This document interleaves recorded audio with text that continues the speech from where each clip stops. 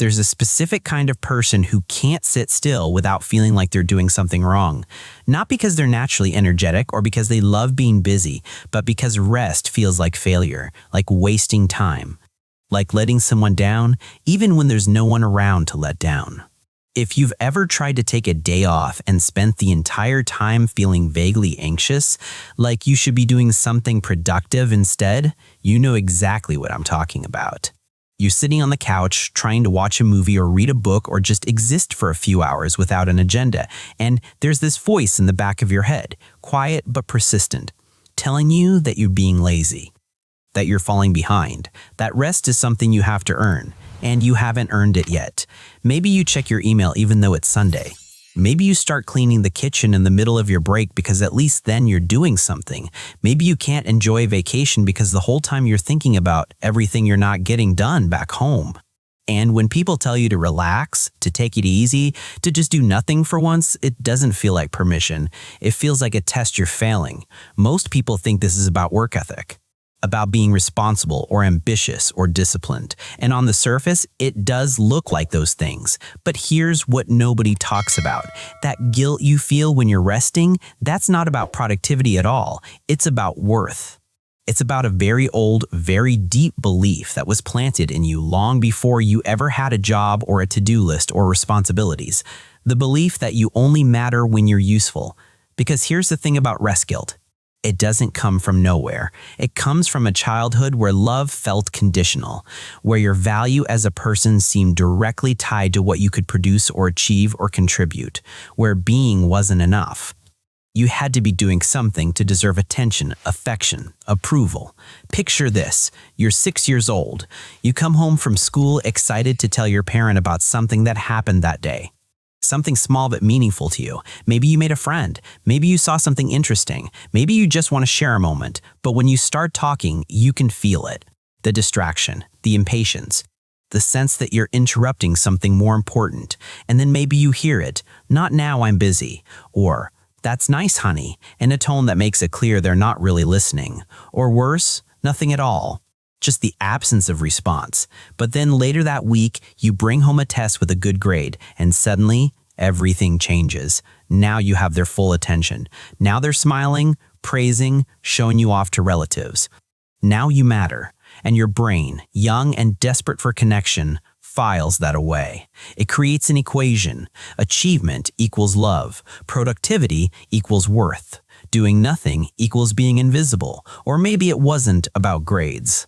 Maybe it was about being helpful. Maybe the only time you felt genuinely valued was when you were doing chores or taking care of younger siblings or making yourself useful around the house.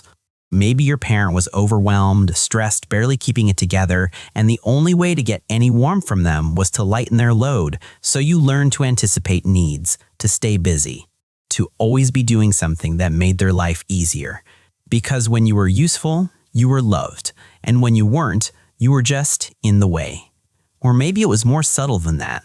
Maybe your parents never explicitly said you had to earn their love, but you could feel it in the atmosphere of the house, in the way affection was distributed, in who got attention and when. Maybe you noticed that your sibling who excelled at sports got more praise, or that the cousin who was always busy with activities was held up as an example. And you learned, not through words, but through pattern recognition, that rest was something lazy people did. That downtime was waste. That value came from visible output. And here's the insidious part. This kind of conditioning doesn't feel like conditioning when it's happening. It feels like reality. It feels like you're just learning how the world works. Because when you're a child, your family is the world. The rules that govern your home are the rules you assume govern everything. So if love in your house came with conditions, if approval required performance, if your worth was measured by your productivity, then that's just how life is. That's just what you have to do to be okay. Now, as an adult, that same mechanism shows up in ways that might seem completely unrelated to your childhood. You can't take a sick day without feeling guilty, even when you're genuinely ill. You can't say no to extra work without worrying that people will think less of you. You can't spend a Saturday doing absolutely nothing without this creeping sense of dread, this feeling that you're wasting your life, that you should be optimizing your time, that rest is something other people get to do, but you haven't quite earned yet. And the really cruel part, you're probably incredibly productive. You probably get more done in a day than most people. You're reliable, responsible, always meeting deadlines, always going above and beyond. From the outside, you look like someone who has it together, someone who's disciplined and driven and successful. But on the inside, it doesn't feel like discipline. It feels like fear. Fear that if you stop, even for a moment, you'll be exposed as someone who doesn't actually deserve the things you have, that your worth is contingent on your output, that the second you stop producing, you stop mattering. There's a term for this in psychology, conditional positive regard. It's a concept developed by Carl Rogers, one of the founders of humanistic psychology. The idea is simple but devastating. When children receive love and approval only when they meet certain conditions, good grades, good behavior, helpfulness, achievement, they internalize the belief that their worth is conditional, that they're not inherently valuable just for existing, that they have to earn the right to be loved. And when that happens, rest becomes terrifying. Because rest means you're not meeting the conditions, you're not achieving, you're not producing, you're not being useful. And if you're not those things, then what are you? Who are you? Do you even matter? This is why, for people with rest guilt, vacation doesn't feel relaxing. It feels like falling behind, like everyone else is getting ahead while you're wasting time. Even when you're exhausted, even when your body is screaming for a break, even when every rational part of your brain knows you need to rest, there's this other part, this older, deeper part that says resting is dangerous, that you can't afford to stop, that your value is slipping away with every unproductive hour. And here's what makes this pattern so hard to break. It's not entirely wrong. In the world we live in, productivity is rewarded. Achievement does open doors. Being useful does make you valuable in professional contexts. So the pattern that started as a survival mechanism in childhood actually works in adulthood. It gets you promotions. It earns you respect. It makes you indispensable, which means you're stuck in this horrible double bind. The behavior that comes from a wound is also the behavior that brings success. So how do you heal from something that's working? How do you challenge a belief that keeps getting reinforced by reality? But here's the thing. Just because productivity is rewarded doesn't mean it should define your worth as a human being. Just because being useful makes you valuable in a workplace doesn't mean that's the only way you're allowed to matter. And just because resting feels uncomfortable doesn't mean it's wrong.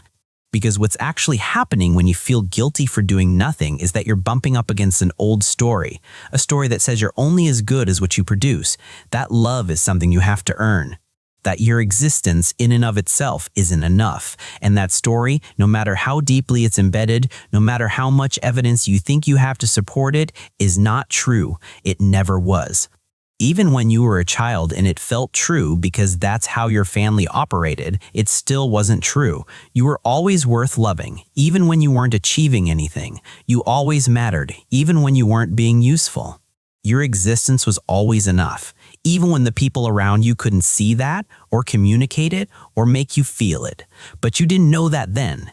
And so you built your entire sense of self around the idea that you had to earn your place in the world. That rest was a luxury for people who'd already proven themselves. That downtime was something you could have later, after you'd done enough, achieved enough, contributed enough, except enough never came. Because when your worth is tied to productivity, there's no finish line. There's always more to do. Always another goal to hit. Always another way you could be optimizing your time. And so, you end up here. Exhausted but unable to rest, successful but unable to enjoy it, accomplished but still feeling like you're not doing enough. Because the metric you're using to measure your worth is broken. It was always broken. It just took you this long to realize it. Think about the last time you actually let yourself rest without guilt. Can you even remember?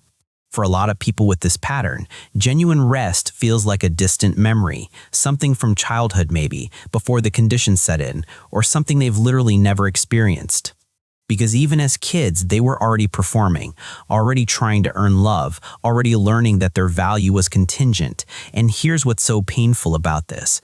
The people who gave you this message, your parents or caregivers or whoever shaped your early understanding of worth, they probably didn't mean to. They probably loved you. They probably wanted the best for you.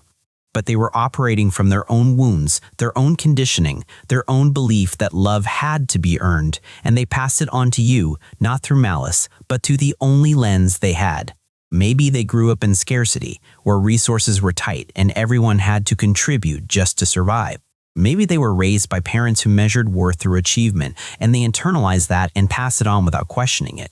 Maybe they were so overwhelmed by their own lives that the only time they had energy for connection was when you did something that made them proud. Whatever the reason, the message you received was clear. You are valuable when you are productive. You matter when you are useful. Rest is something you haven't earned yet. But here's what you need to understand. That message wasn't about you. It was never about you. It was about them, about their limitations, about what they could offer, about the wounds they were carrying. You internalized it because you were a child and you had no other choice, but it was never an accurate reflection of your worth. You were always enough, even on the days you did nothing, even in the moments you weren't achieving or helping or contributing, even when you were just existing, taking up space, being a person. You were always enough. You just never got the chance to believe it, and now, as an adult, you get to decide whether you want to keep living by that old rule, whether rest has to be earned, whether your worth is tied to your output, whether doing nothing makes you less valuable as a person. You get to question the story. You get to test it. You get to ask yourself, is this actually true? Or is this just what I learned to believe because it's what I needed to believe to survive? Because here's what's on the other side of that questioning, the possibility that you might actually deserve rest. Not because you've worked hard enough to earn it, not because you've checked off enough boxes or hit enough goals or proven yourself sufficiently, but simply because you're a human being, and human beings need rest. It's not a luxury. It's not a reward. It's a requirement. Your body needs rest to repair itself. Your mind needs rest to process information. Your nervous system needs rest to regulate. Rest is not the opposite of productivity. It's the foundation of it. You can't produce sustainably if you never recover. You can't keep giving if you never refill. You can't be useful to anyone if you burn yourself out trying to prove you're worthy of existing. And maybe the most radical thing you could do is rest without justification, without having earned it, without it being productive rest, the kind that optimizes your performance or recharges you for more work. Just rest for the sake of rest. Rest because you're tired. Rest because you want to. Rest because you're allowed to exist without a purpose. That might sound impossible right now. It might sound selfish or lazy or wrong, and that's okay. That resistance is the old story talking, the one that says you're only as good as what you produce, but you don't have to believe it just because it's loud. You can start small. You can practice resting for 5 minutes without doing anything productive, just sitting, just being, noticing what comes up, noticing the guilt, the anxiety, the urge to get up and do something, and then noticing that you're still okay. That nothing terrible happens when you're not producing, that your worth doesn't actually disappear just because you're still, and over time, with practice, that 5 minutes might become 10, and then 20. And eventually, maybe, you might be able to take a whole day off without feeling like you're committing some kind of crime against productivity, without feeling like you're letting anyone down, without the voice in your head telling you that you're not enough, because you are enough. You always have been, even when no one told you. Even when the conditions made it seem otherwise. Even when love felt like something you had to work for, you were always enough. And rest is your birthright, not something you earn, not a reward for good behavior, not a luxury for people who've already proven themselves. Just a basic human need that you're allowed to meet without justification. It was never about productivity. It was always about worth, and your worth was never conditional. You just needed someone to tell you that. So here it is. You are valuable simply because you exist, and doing nothing doesn't change that. It never did.